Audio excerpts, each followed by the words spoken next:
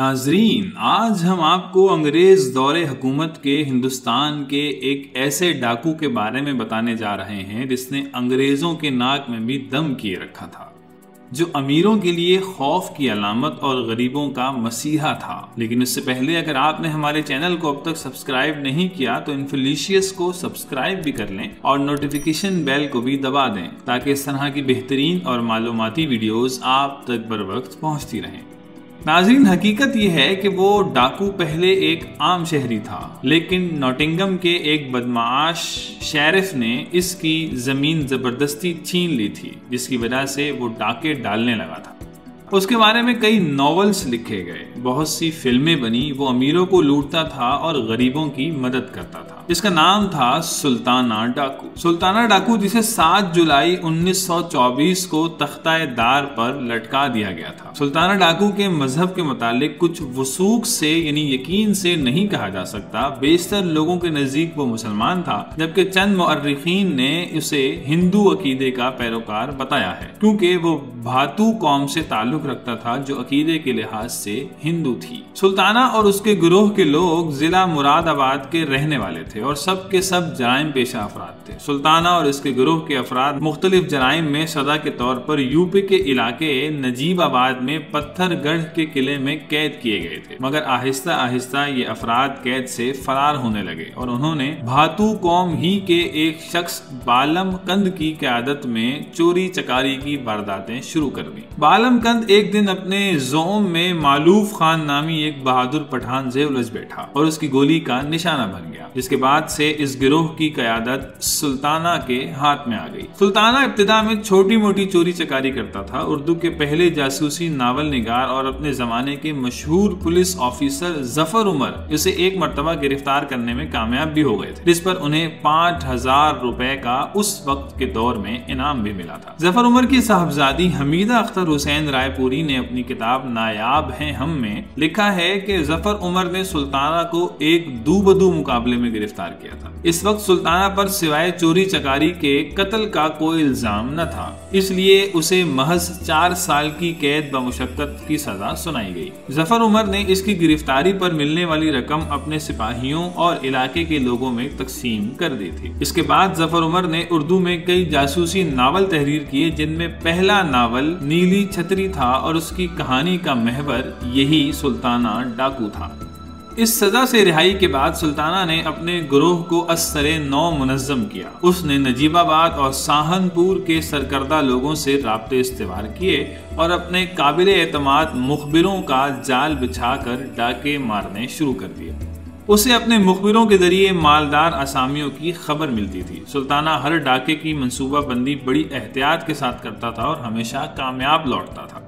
जफर उमर के मुताबिक सुल्ताना डाकू बड़े निडर तरीके से डाका डालता था और हमेशा पहले से लोगों को मुत्तले कर दिया करता था कि माँ बदौलत तशरीफ लाने वाले। डाके के दौरान वो खून बहाने से हर मुमकिन कोशिश में गुरेज करता था, लेकिन अगर कोई शिकार मुजाहमत करता और उसे या उसके साथियों की जान लेने की कोशिश करता तो वो उनको कत्ल करने से जरा पीछे न हटता। ये भी मशहूर है कि वो अपने मकतूलीन या मुखालिफिन के हाथ की 3 उंगलियां भी काट डालता था।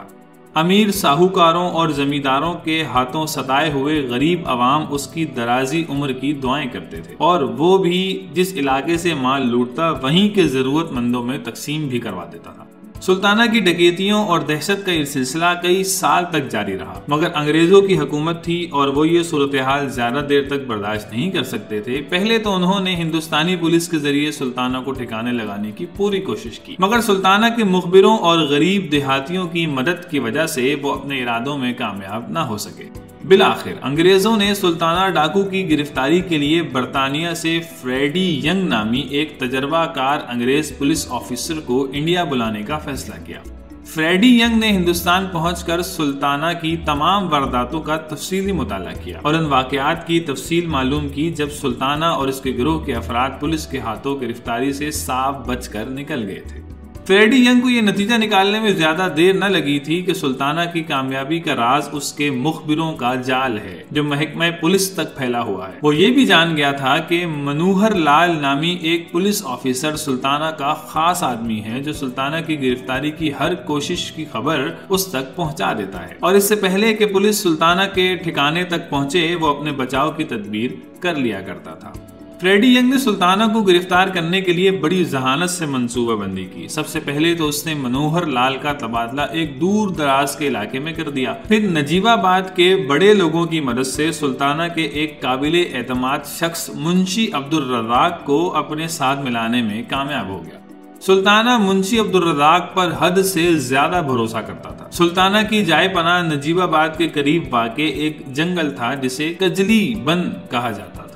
ये जंगल इंतहाई घना और दरिंदों से भरा हुआ था, मगर सुल्ताना इसके जंगल के चप्पे चप्पे से वाकिफ था। इसकी कमीन गाह जंगल के ऐसे घने इलाके में थी जहां दिन के औकात में भी सूरज की रोशनी नहीं पहुंचती थी। सुल्ताना भेष बदलने का भी बड़ा माहिर था और इसकी पतली बॉडी की वजह से उसे देखने वाला कोई शख्स भी नहीं जान पाता था कि ये सुल्ताना डाकू हो सकता है। फ्रेडी यंग ने मुंशी अब्दुल रज़ाक की इतलात की बुनियाद पर सुल्ताना के गिर्द घेरा तंग करना शुरू किया। मुंशी अब्दुल रज़ाक एक जानिब सुल्ताना से राब्ते में था और दूसरी जानिब उसकी नकलो हरकत की इतला फ्रेडी यंग तक पहुंचाता रहता था। एक दिन मुंशी ने सुल्ताना को एक ऐसे मकाम पर बुलाया जहां पुलिस पहले से ही छुपी हुई थी। सुल्ताना जो ही मुंशी के बिछाए हुए जाल तक पहुंचा तो सैमुअल पेरिस नामी एक अंग्रेज ऑफिसर ने इसे अपने साथियों की मदद से काबू कर लिया।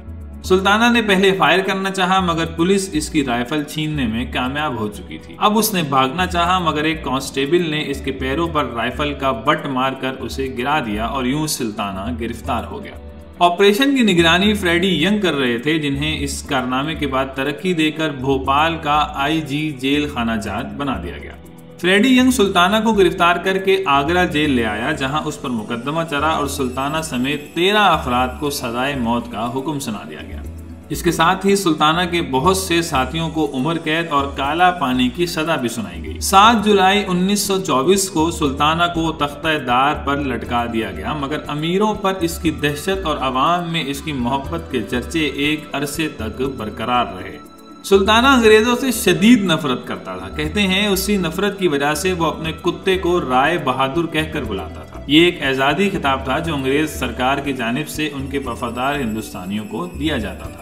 सुल्ताना के घोड़े का नाम चीतक था। जिम कॉर्बेट ने लिखा है कि जिस जमाने में सुल्ताना पर मुकदमा चलाया जा रहा था उसकी दोस्ती फ्रेडी यंग से हो गई थी। फ्रेडी यंग जो सुल्ताना की गिरफ्तारी का बाइस बना था, सुल्ताना के वाकयात से इतना मुतासिर हो गया कि उसने सुल्ताना को मुआफी की दरखास्त तैयार करने में मदद दी, मगर ये दरखास्त मुस्तरद हो गई थी। सुल्ताना ने फ्रेडी यंग से दरखास्त की कि इसके मरने के बाद इसके 7 साला बेटे को आला तालीम दिलवाई जाए।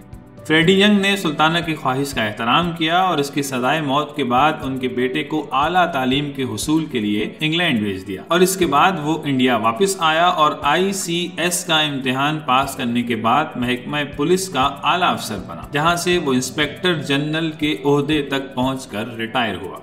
सुल्ताना अपनी जिंदगी ही में एक फिल्मी किरदार बन चुका था। अवाम इससे मोहब्बत करते और इसके किरदार की खूबियों ने अदीबों और कलम साजों को अपनी जानिब मुतवज्जे किए रखा था और इसके बारे में हॉलीवुड, बॉलीवुड और लॉलीवुड तीनों फिल्मी मराकिज में फिल्में बनी। हॉलीवुड में इसके बारे में बनने वाली फिल्म का नाम द लॉन्ग डेविल था, जिसमें सुल्ताना का किरदार यूल ब्रैनर ने अदा किया था। पाकिस्तान में इसके किरदार पर 1975 में पंजाबी जबान में फिल्म बनाई गई जिसमें सुल्ताना का किरदार अदाकार सुधीर ने अदा किया था। सुल्ताना के किरदार पर सुजीत सर्राफ ने द कन्फेशन ऑफ सुल्ताना डाकू यानी सुल्ताना डाकू का एतराफी बयान के नाम से एक नॉवल भी तहरीर किया था। तो नाजरीन, ये थी सुल्ताना डाकू की कहानी जो हमने आपके सामने पेश की। इसके साथ ही आज की वीडियो का वक्त अब खत्म हुआ है। उम्मीद है कि आपको ये वीडियो खूब पसंद आई होगी। अगली वीडियो के साथ दोबारा हाजिर होंगे। जब तक के लिए हमें इजाजत दीजिए और हमारे चैनल को सब्सक्राइब करना ना भूलिए और अपना बहुत सा ख्याल कीजिए।